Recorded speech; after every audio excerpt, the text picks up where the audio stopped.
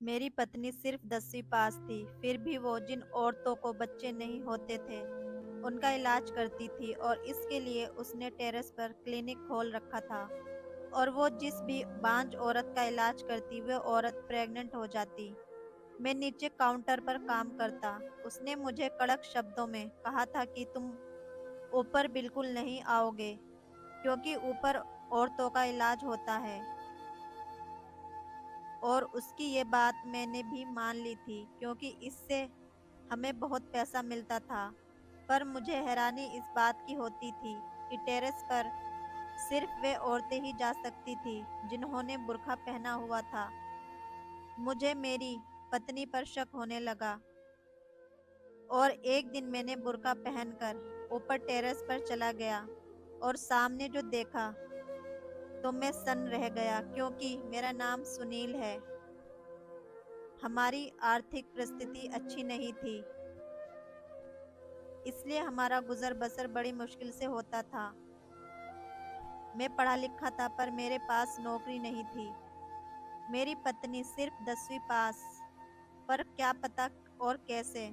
मेरी पत्नी ने एक अकल लड़ाई और टेरेस पर एक क्लिनिक शुरू किया, जहां वो उन औरतों का इलाज करती जिन्हें बच्चे नहीं होते थे। साल भर तक तो कोई ज्यादा नहीं आता था। उस एक साल में उसके पास बस 2 ही औरतें आई थी। पर हैरान करने वाली बात ये थी कि वो दोनों ही प्रेग्नेंट हो गई। धीरे धीरे क्लिनिक पर भीड़ बढ़ने लगी। मेरी पत्नी ऊपर उन औरतों का इलाज करती और मैं नीचे काउंटर संभालता। एक दिन एक पति पत्नी सुबह सुबह क्लिनिक पहुंचे। मैंने उस औरत को ऊपर जाने के लिए कहा और उसके पति को नीचे ही बैठने के लिए कहा। आधे घंटे से ऊपर हो गया था उसकी पत्नी को ऊपर गए हुए, इसलिए वो ऊपर जाने की जिद करने लगा। मैंने उससे कहा कि ऊपर और भी औरतें हैं, इसलिए आप ऊपर नहीं जा सकते। मेरी पत्नी मुझे भी ऊपर नहीं जाने देती। यह सुनकर वह चुप बैठ गया। थोड़ी देर बाद 2 औरतें बुर्का पहने हुए ऊपर टेरेस पर चली गईं। करीब 2 घंटे बाद उस व्यक्ति की औरत नीचे आई। मैंने और गौर से देखा तो उसके हाथों में कोई दवाई नहीं थी, पर चेहरे पर खुशी जरूर थी। दोनों पति पत्नी वहां से चले गए। थोड़ी देर बाद वो दोनों औरतें भी नीचे आईं और चली गईं, और उन्हीं के पीछे पीछे मेरी पत्नी संगीता भी नीचे आ गई। उसने अपने चेहरे से मास्क हटाया और जो हैंड ग्लव्स थे वे डस्टबिन में डाल दिए। उसे देखा तो वे भी हल्की सी मुस्कुराई। तभी मैंने पूछा कि संगीता, तुम सिर्फ 10वीं पास, फिर कैसे इन औरतों का इलाज करती हो? उस पर उसने कहा कि मेरे लिए बस इतना ही काफी है कि मैंने ऐसी स्त्रियों की गृहस्थी टूटने से बचाई है। यह सुनकर मैं शांत हो गया। पता नहीं वो मुझसे क्या छुपा रही थी, पर आखिर मैं उसका पति हूँ। कम से कम उसको मुझे तो बताना चाहिए था ना। शुरुआत में मैं उसके काम पर ज्यादा ध्यान नहीं देता था, पर धीरे धीरे उसका नाम सब जगह हो गया। शुरू में तो वो बस 1 या 2 स्त्रियों का ही इलाज करती थी, पर अब वो 2 दिन में करीब करीब 20 से 25 स्त्रियों का वो इलाज करती है। अकेली के ये सब संभालना बहुत मुश्किल हो रहा था, इसलिए नीचे काउंटर शुरू करके मैं उनका ब्लड सैंपल लेता। उनके ट्रीटमेंट में करीब 3 से 4 घंटे लगते। मैं हर बार उससे पूछता कि आखिर तुम किस तरह से इलाज करती हो, और वो हर बार हंस के टाल देती। मैं कभी कभी सोचता कि उस क्लिनिक में पेशेंट होने पर मुझे जाना मना है, पर पेशेंट न होने पर भी मेरे लिए सख्त मनाही थी। मैं अपनी पत्नी से ज्यादा सवाल नहीं कर सकता था, क्योंकि मैं काफी सालों से बेरोजगार था और उसकी कमाई से घर चल रहा था। पहले तो 2 वक्त की रोटी मिलना मुश्किल थी, उस पर 2 बच्चों की जिम्मेदारी, वो अलग। मैं बेरोजगार था, इसलिए वह मुझे बार बार ताने मारती थी। कई बार तो वो मुझसे लड़कर मायके चली जाती, और फिर उसने खुद ही कुछ करने की सोची। एक दिन वो मेरे पास आई और मुझसे कहने लगी कि सुनील, मुझे टेरिस पर एक क्लिनिक शुरू करना है। तुम सिर्फ 10वीं पास हो, फिर तुम क्लिनिक कैसे शुरू कर सकती हो?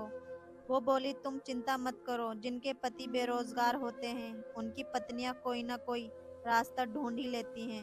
मैं मुंह टेढ़ा करके वहां से चला गया। आखिर में उसने टेरेस पर 2 कमरे का क्लिनिक कर ही लिया। उसने कहा कि मैं जिन औरतों को बच्चे नहीं होते मैं उनका इलाज करूंगी। शुरू शुरू में मैंने उसका बहुत मजाक उड़ाया, पर वो अपने इरादों की पक्की निकली।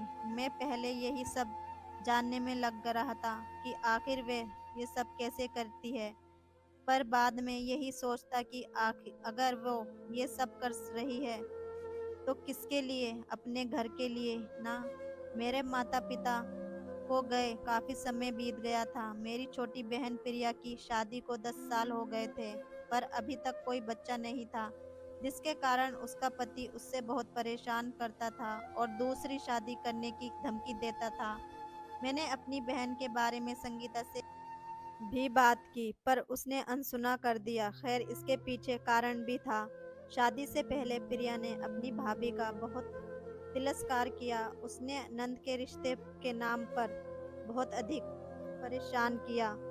मैं भी कई बार अपनी बहन की बातों में आ जाता और संगीता पर हाथ उठा देता, पर यह संगीता को अच्छी तरह से याद था और शायद इसलिए वो प्रिया का इलाज करने के लिए बिल्कुल भी तैयार नहीं थी। संगीता का क्लिनिक बहुत अच्छे से चल रहा था। हमारे पास काफ़ी पैसा आ गया था, पर कभी-कभी मैं रात भर यही सोचता रहता कि आखिर संगीता कैसे इलाज करती है, और मुझे नींद तक नहीं आती थी।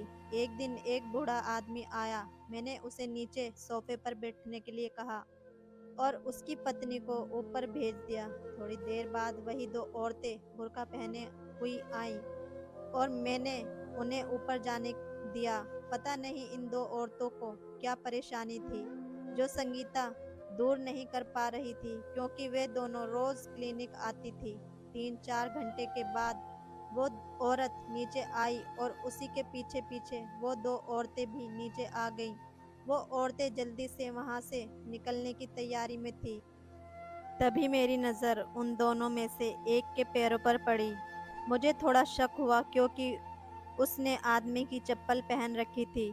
मैंने उससे कहा, आप दोनों कई दिनों से यहाँ आ रही हैं, आपकी जो कोई दिक्कत है वो दूर हुई या नहीं? तभी उनमें से एक औरत बोली, हम यहाँ औरतों का इलाज करने आते हैं। अब मेरी समझ आ गया कि उन औरतों का इलाज ये दोनों करती हैं और नाम संगीता का होता है, पर मुझे क्या लेना देना था।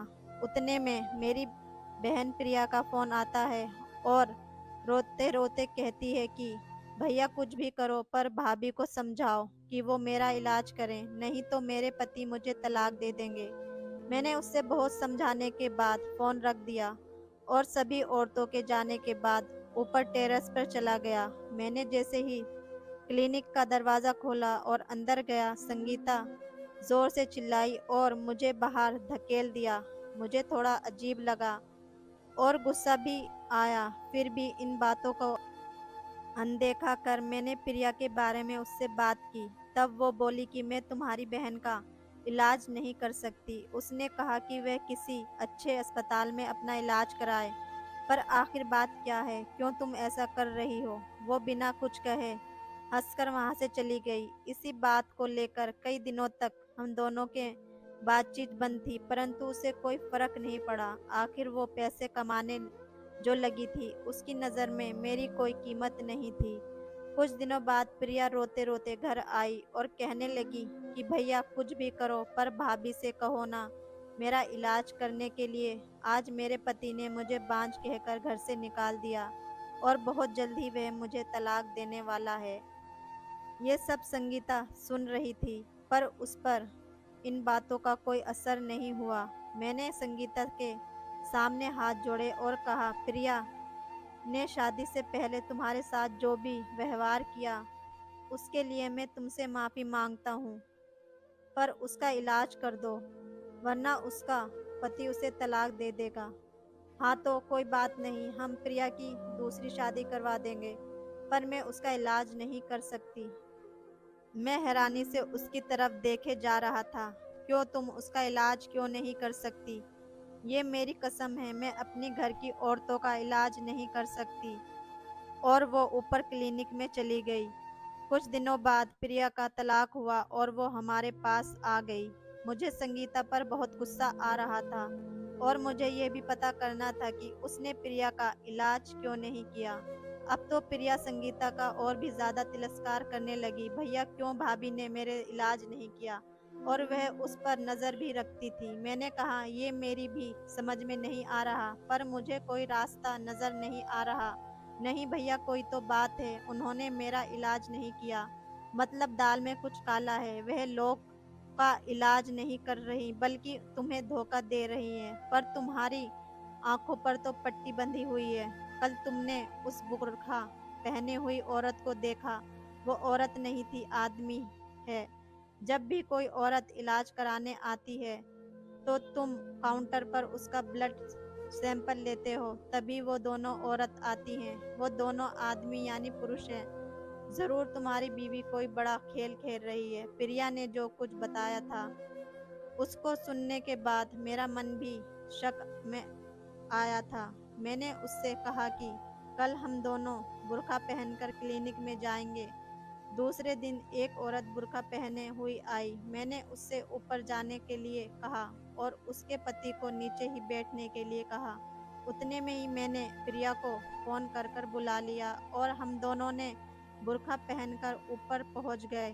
संगीता का क्लिनिक बहुत बड़ा और बहुत सुंदर था। इलाज के लिए आई हुई औरतें शांत बैठी हुई थी। जब हम दोनों अंदर गए तो संगीता को लगा कि हम दोनों वही दोनों औरत हैं जो इलाज करने के लिए आई हैं। संगीता बोली, अच्छा हुआ तुम दोनों जल्दी ही आ गई। ये फाइल लो और इसका नाम लिखो। इसका ब्लड ग्रुप बी पॉजिटिव है और इसे बी पॉजिटिव वाला ही बच्चा दो। ये सुनकर हम दोनों ने अपने चेहरे पर से बुर्का एक साथ हटाया। हमें देखकर संगीता थोड़ी डर सी गई। मैंने कहा, अब तो तुम्हें बताना ही पड़ेगा कि आखिर तुम क्या और कैसे इलाज करती हो।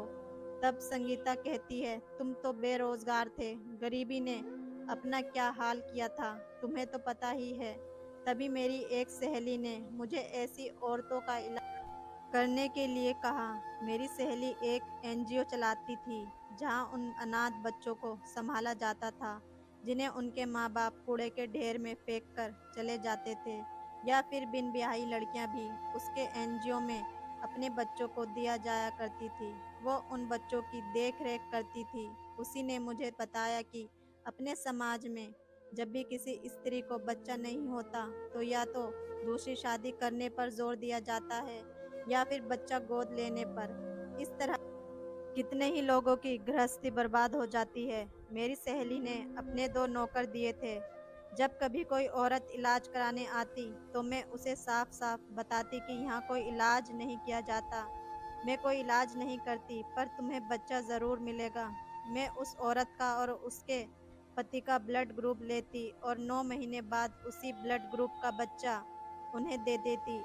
मैं प्रिया का इलाज इसलिए नहीं कर रही थी कि कहीं उसको ये सब पता न चल जाए। भाभी, अगर आपने मेरा इलाज किया होता तो आज मैं यहाँ ना होती। खैर, अब मैं आपका इस काम में साथ दूंगी क्योंकि ये काम समाज के लिए बहुत ही अच्छा है। इस तरह से जो बच्चे अनाथ थे उन्हें माँ बाप मिल जाते हैं और जिन्हें बच्चा नहीं होता उन माँ बाप की भी गोद भर जाती है। और इस तरह से कितनी ही स्त्रियों की गृह गृहस्थी बर्बाद होने से बच जाती है। प्रिया और संगीता की आंखों में आंसू आ गए और मुझे मेरी पत्नी पर गर्व महसूस हो रहा था। साथियों, कहानी कैसी लगी कमेंट